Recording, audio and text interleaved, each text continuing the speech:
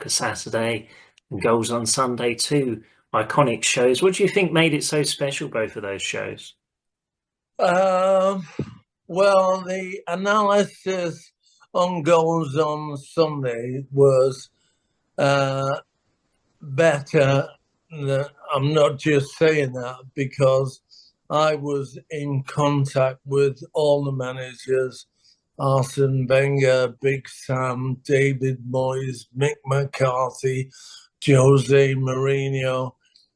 They would all ring me on if they had a problem on a Saturday and say, "Look, would you look at this incident for me?" And I used to do that willingly. It never swayed me if they thought they should have had a penalty. I would give my honest opinion. But that was the beauty of that show. And of course, the co-presenters, you know, Ben Shepherd, Rob McCaffrey, Claire Tomlinson, all the people I had through the years. And of course, Soccer Saturday, the atmosphere and chemistry that we all had between us. Jeff was the conductor of the orchestra, and myself, Phil Thompson, Charlie Nicholas, Paul Merson, and I've forgotten one. Matt Letizia. Did I say Tis? Yeah. So yeah, we had a great time together, and of course, I did Soccer AM for years and years. So I've had a wonderful time at Sky, and people seem to appreciate my time. Yeah. Yeah, they still do. And of course, when people bump into you, I imagine the first thing they say is "unbelievable, Jeff." Is that true? Oh, absolutely, yeah. I count the number of times in one day that it happens, and I tell the people, unfortunately, you're not the first, but you're the fifth today. But it's lovely, it's great, and it's never a chore, it's a privilege, to have people like smile when they see you or say, "Unbelievable, Jeff." It's great. Yeah, and with Gillette Soccer Saturday, I think what was so good about it was, as you say, you all had banter and you made it entertaining because you see a lot of other shows where they talk about the goals and who scored, etc., but they don't necessarily have that chemistry and banter. No, not at all. We were unique. I used to work on the show before the lads came in. I worked with Jeff, George Best, God rest his soul, Rodney Marsh, Alan Mullery, Frank McClintock, Clive Allen. All those were great, but they all lived in London. So we met up on a Saturday. Well, I wouldn't even meet up on a Saturday. I'd be at a game. But in the midweek sports specials, I would be occasionally in the studio. So that chemistry that we had with Tomo and Charlie and Nurse and Letis wasn't the same. We met up on a Friday night in a hotel in London, and Jeff would gauge our responses to the incidents that had happened the following week in football. So he's so clever. He would take that into the Saturday show and either agree with it or battle against it. And you would see Tomo and Charlie arguing with him, but in a footballing way, which was great for the viewer. Yeah, and trying to put like a musical link to it, I do remember that Jeff used to have a James Brown like singing doll that he'd press Yeah, whenever yeah, James Brown would score. absolutely. Yeah, James Brown playing for Hartlepool. I feel good. Yeah, yeah. And have you been watching much of this season? What do you think of the Premier League season this year? It's good again because it's competitive. Well, it's always competitive, but everyone expected Manchester City to run away with it, but they've not had it their own way this time. So I'm not saying they won't win it because they're still within striking distance, but it looks unlikely this year. And monopoly being broken is good for the Premier League in terms of the competitive spirit. Mm. Yeah, they've probably come to the end of their cycle, although you can't write them off, can you? That's the thing. No, not at all. The thing is that people have learned to play against them, which is they hunt you down when you got the ball. But Liverpool showed by playing the ball in behind their back line to have them running back towards their own goal, uh, not for the first time, because obviously it happens intermittently, but they're not no longer penning teams in. They've worked out a way to play against them.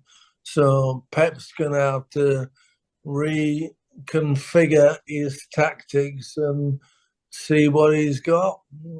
And what do you think of Chelsea this year? Oh, amazing. You know, Cole Palmer. How can you not enjoy that fella? He's absolutely brilliant. He really is a magician. You know, I look at it, right, and people say Pep didn't want him. Well, he was worth more to Manchester City by selling him.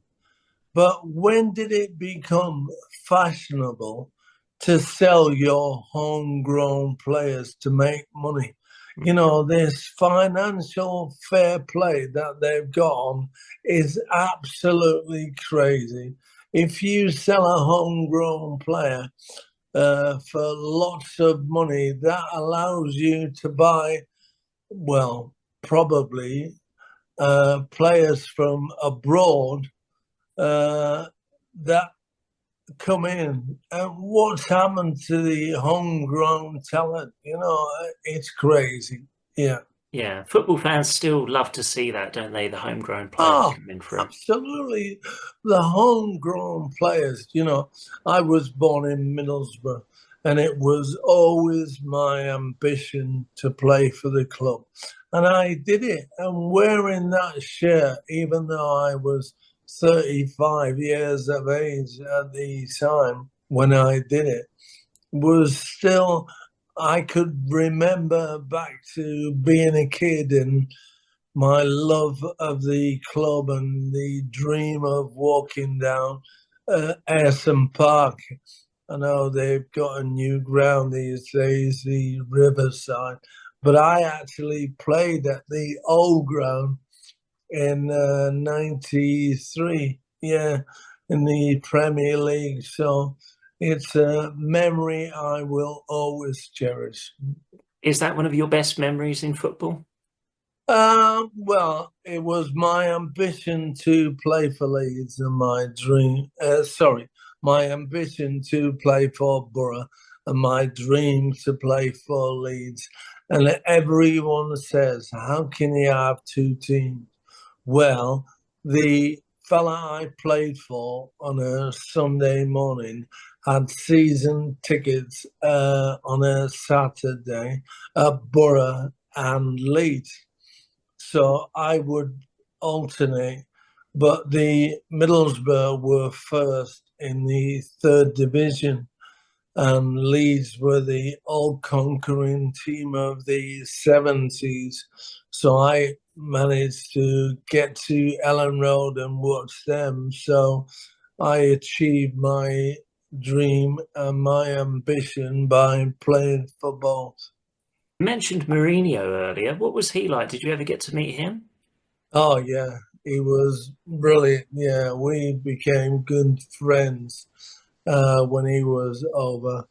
Uh, the very first time I met him was the fourth round of the League Cup. I did the game from the ground, and he'd seen me on Goals on Sunday, so introduced himself to me at Stamford Bridge.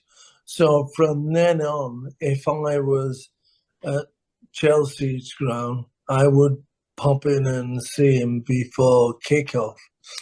And then I managed to get him as a guest on Goals on Sunday, which, for Sky's point of view, was like the Messiah had arrived.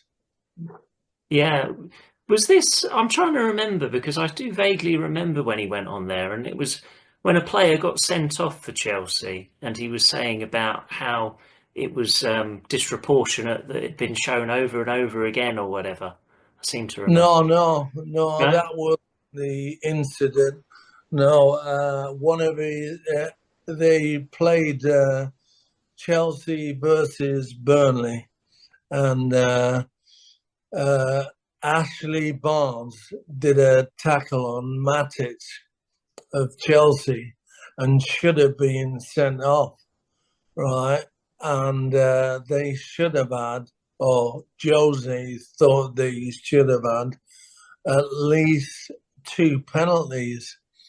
So I was at Aston Villa versus Stoke, 1-1 draw.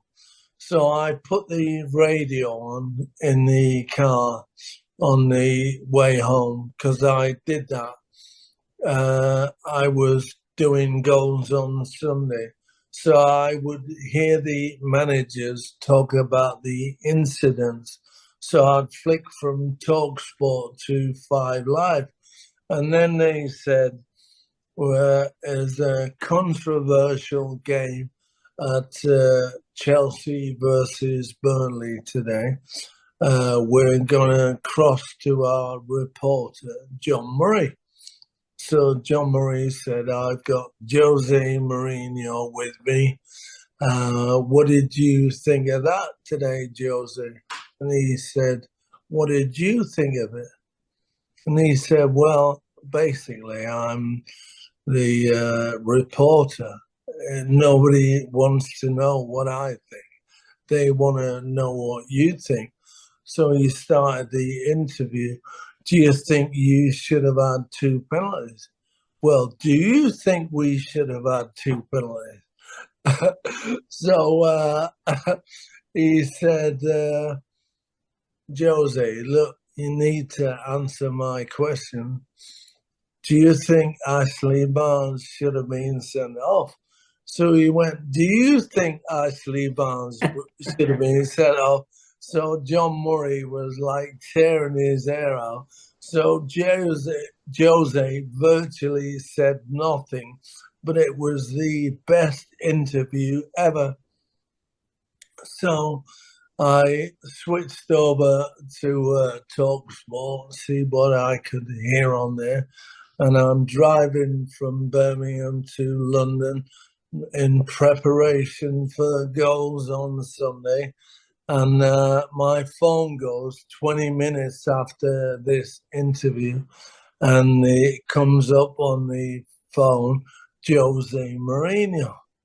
So he went, have you heard what happened at my game today? And I went, no, of course not. And he went, we should have had two penalties and they should have had a player sent off.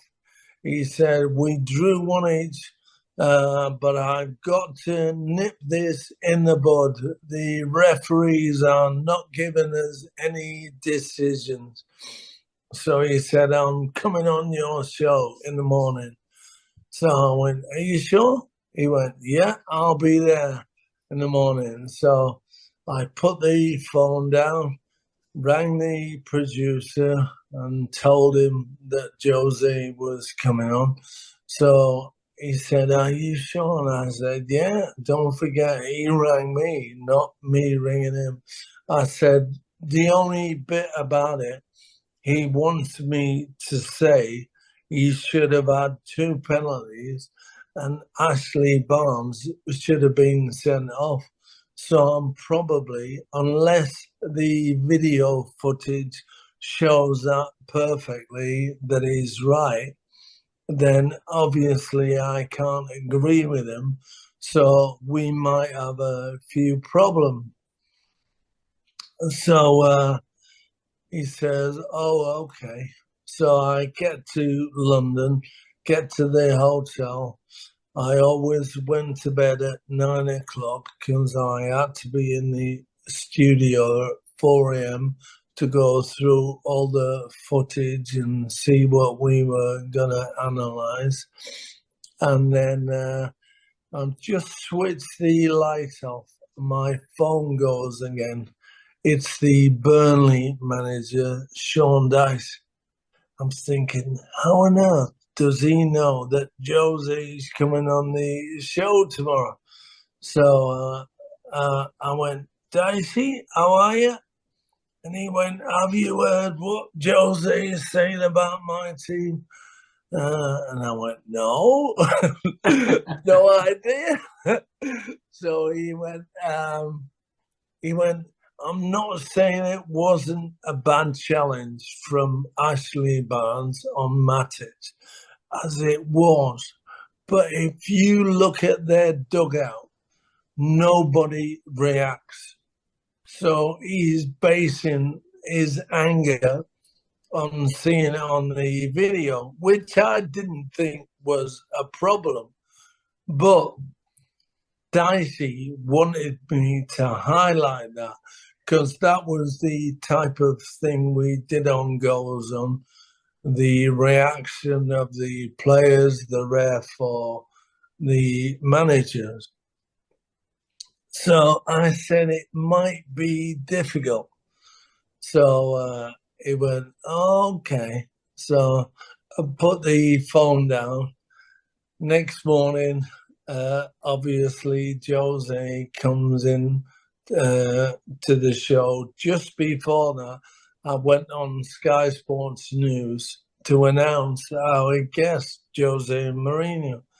So I haven't even got my mic off my top when my phone goes again. It's Sean Dyche. "He's using you. Don't stitch me up." I went, "You know me better than that."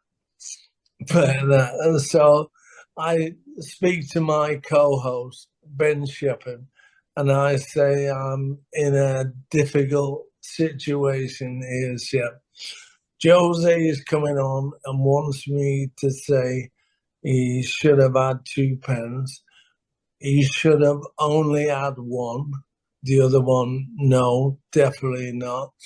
And wants me to show the Dicey wants me to show the reaction from Jose when Ashley Barnes makes that tackle on Matic.